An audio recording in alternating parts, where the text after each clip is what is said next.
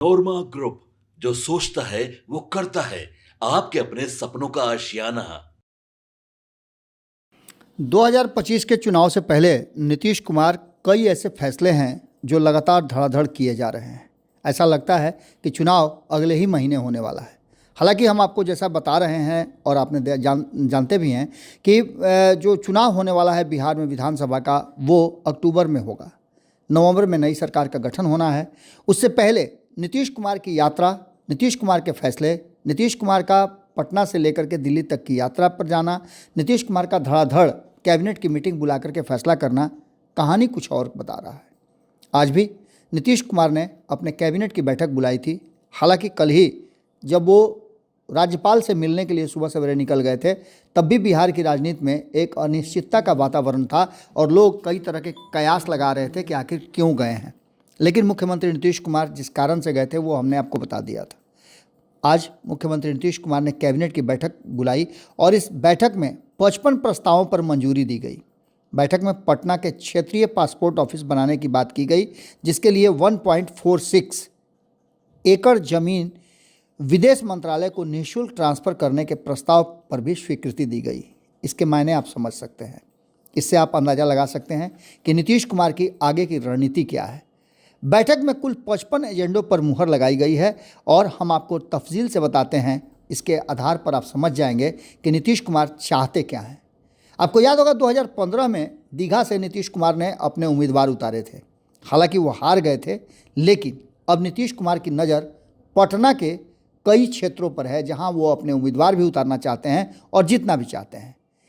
Cabinet की बैठक में पटना के दीघा घाट क्षेत्र में जेवियर यूनिवर्सिटी के निर्माण के प्रस्ताव को मंजूरी दी गई है। इस यूनिवर्सिटी के बनने के बाद राज्य में शिक्षा व्यवस्था और भी सुदृढ़ होगी और अधिक से अधिक छात्र छात्राएं इस यूनिवर्सिटी का लाभ उठा पाएंगे।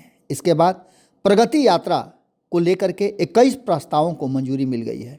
प्रगति यात्रा के दौरान पहले और दूसरे राउंड में जब नीतीश कुमार निकले तो उन्होंने कई घोषणाएं की थी।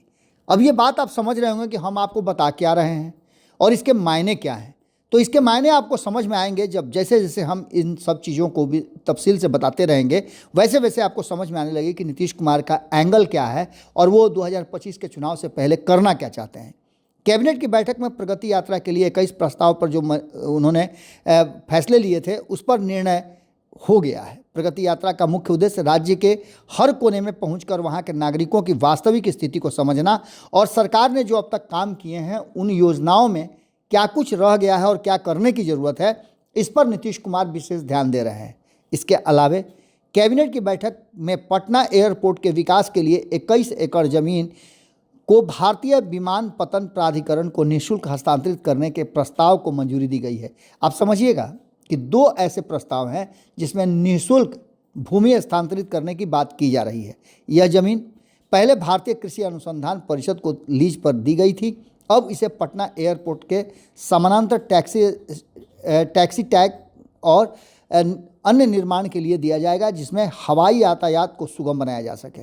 यानी टैक्सी ट्रैक जो बनेगा उसमें आप समझ सकते हैं कि क्या फ़ायदा होगा और किस तरह के रोज़गार के अवसर भी बढ़ेंगे। खैर, इन सारी बातों के साथ साथ अब आपको बताते हैं असली बात। बेली रोड ऑफिसर्स आवास के लिए 246 करोड़ की मंजूरी दी गई है।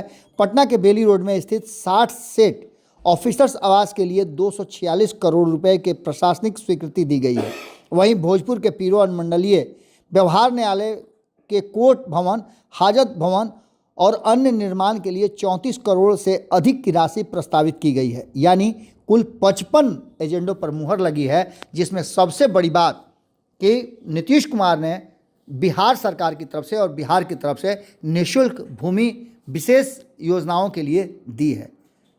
इसका सीधा सा मतलब निकलता है कि नीतीश कुमार ने अभी फैसला नहीं किया है कि वो किसी भी तरह का कोई भी बड़ा फैसला लेंगे जिससे कि बिहार में अस्थिरता आएगी। जुड़े रहिए भारत लाइव के साथ। बहुत बहुत धन्यवाद। आपके सपनों को हमने सजाया है, ई होम्स पैनोरामा को हमने बनाया है। ई होम्स मेरा एक सपना था जिस पे मैं पिछले 4 साल से काम कर रहा था। हमने जो बनाया है वो सबने है माना। ई होम्स पैनोरामा में हो आपका भी आशियाना। और फाइनली हमने 2021 में इस प्रोजेक्ट को लॉन्च किया। बहुत लोग अप्रिशिएट कर रहे हैं कि पूर्णिया जैसे शहर में, बिहार के, एक तो बिहार की बात करें उसमें भी पूर्णिया जैसे छोटे जगह में इस तरह का लाइफस्टाइल देना, ये सुन के हम लोगों को बहुत अच्छा लगता है। ई होम्स में हमने कुछ और भी किया है, जैसे हम जिस जगह में रह रहे हैं हमारे फैमिली सिक्योर हो, उनको सिक्योरिटी का ध्यान में रखा है।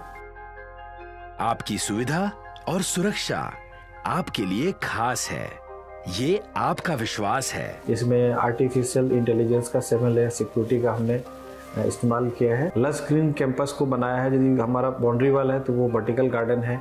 ये जितनी भी फैसिलिटी होता है एक इंटरनेशनल टाउनशिप में, ई होम्स है, ये हम लोग विश्वास नहीं कर पा रहे हैं। जो भी हमारे मित्र दोस्त या जो भी हमारे बाहर के बाहर आते हैं तो हम लोगों को बहुत अच्छा सुनने को मिलता है और बहुत अच्छा क्रेडिट मिल रहा है। वो सारा हमने सिर्फ एक बिल्डिंग नहीं बनाया, हमने एक बहुत अच्छा लाइफस्टाइल दिया ई होम्स में, और मेरा एक सपना था जिसको मैं आज फुलफिल होते हुए देख पा रहा हूँ। ये आपका आवास है। ई होम्स पैनोरामा में अब आपका निवास है। E Homes Panorama, luxurious lifestyle redefined. Panorama group, जो सोचता है वो करता है। अगर ये वीडियो पसंद आई और वह बिहार के राजनीति और बिहारियत से सरोकार रखेनी तो सब्सक्राइब बटन दबा के चैनल के सब्सक्राइब कर ली। ओजे एगो घंटी बा, ओकरा बटन दबा देला से कुल सटीक और मारक खबर रुआ मुफ्त में मिल जाई। अगर रुआ पत्रकारिता के हमनी के नया प्रयोग में सहयोग कर चाहतानी तो ज्वाइन बटन दबा दी। पेटीएम नंबर नोट कर ली 9386